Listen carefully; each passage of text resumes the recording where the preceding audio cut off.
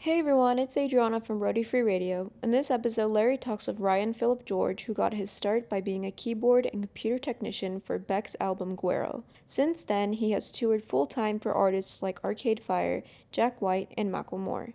In this episode, Larry talks with Ryan about his website blog, This Tour Life, where he curates tips and resources for educating and bettering one's mental and physical well-being while on the road. If you want to hear more about Ryan and this tour life, you can listen to the full episode number 130 from April 8th, 2019. Thank you for listening. Thank you for subbing. Here are Larry and Ryan. Actually, it's funny. I kind of, when you reached out, I'm pretty sure I sort of avoided the whole thing. You did. Just because. You shut me right down. It was just purely like, I don't think he really wants me on this podcast, or like, I think that also there was a lot more like hopefully in the works. There was a big picture. There was a really small picture, but the idea was to just start so grassroots and just sort of try to build like some sort of consistency so that when we did other things, this is not just me. It's not only not just me, but I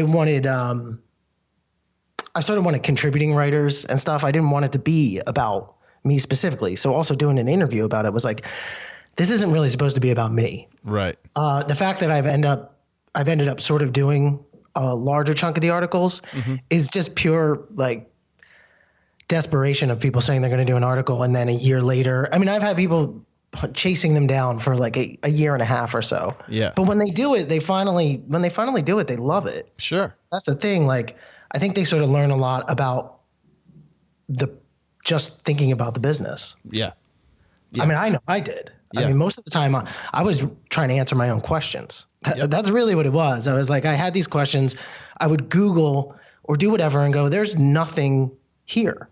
Like, there's nothing specifically here. There's a lot of information out there, but there's nothing specifically tailored to what I'm thinking, like what I'm wondering. And talking to other roadies, other crew people, which is something we avoid. The funny thing is we avoid using that term.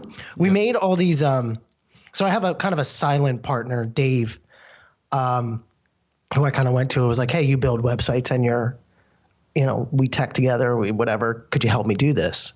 And conveniently lives in Philadelphia, like all these convenient things. Right. Sort of, I told him the idea and he's like, it's funny. Whenever I told anybody the ideas, they were like, I'm kind of thinking the same thing. And I was like, okay, I know I'm not that original, but I think I'll be the person to do this instead of.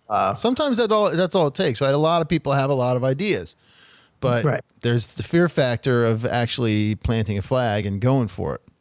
I think that's the biggest motivator for it, is that a lot of people, being on the road, sitting on a bus, shit, people, I hear people come up with incredible ideas all the time. Like, I would just like be fascinated on the bus of some of the people that I've had the opportunity to tour with, who would just kind of blurt out these ideas that they've been thinking about forever. And you're like, that's pretty good. Unfortunately, good ideas they're just good ideas, you know, and like bringing something into fruition is like brutal sometimes, you know, and it kind of points out all the flaws. It points out all your weaknesses. You have to learn to be kind of brutally objective and also a little bit fearless and go, maybe this isn't that big of a deal. Like, if I'm making too big of a deal of this, and maybe people don't even care anyway. Right. You know? Right. Like, and you have to allow room for the growth that it's going to take and to find your own voice. You know what I mean? Unless it's something that you've been working on, since you were a kid, and, if you're writing or whatever it is, for me, like doing the podcast, right? It took like 25, 30 episodes, I feel like, before I started finding what my voice is on this thing. And now it's, I just can't shut up, but. See, I get that now.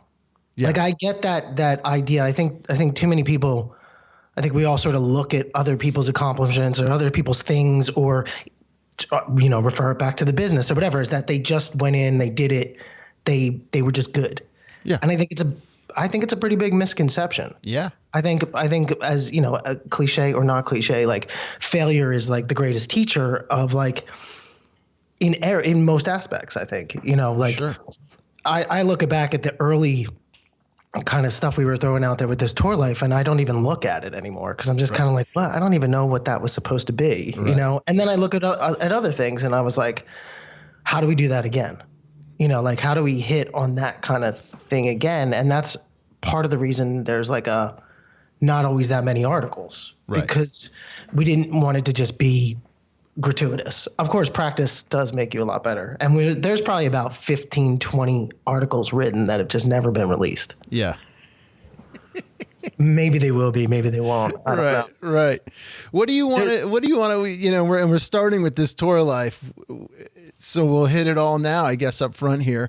What do you ultimately want this tour life to be for you? And for now, and then let me, not just for you, but for your community. I mean, that's a kind of question that gets brought up, you know, like I think about constantly. Like, what do I want this to be? Do I want to be like associated with this as my name? Like, because in the very beginning, I kind of separated myself a little bit from it. I didn't really put myself out in front of it. Mm-hmm. Mostly because I was kind of nervous about what the reactions would be and some of the things that we were going to talk about. There's a big picture in changing. It's funny. I listened to a bunch of the podcasts, and there's a very similar theme that sort of runs through when you kind of have conversations with touring people. And one of them is the struggle sort of life and job. And there's a constant message of difficult, like making this decision or making the decisions to do this.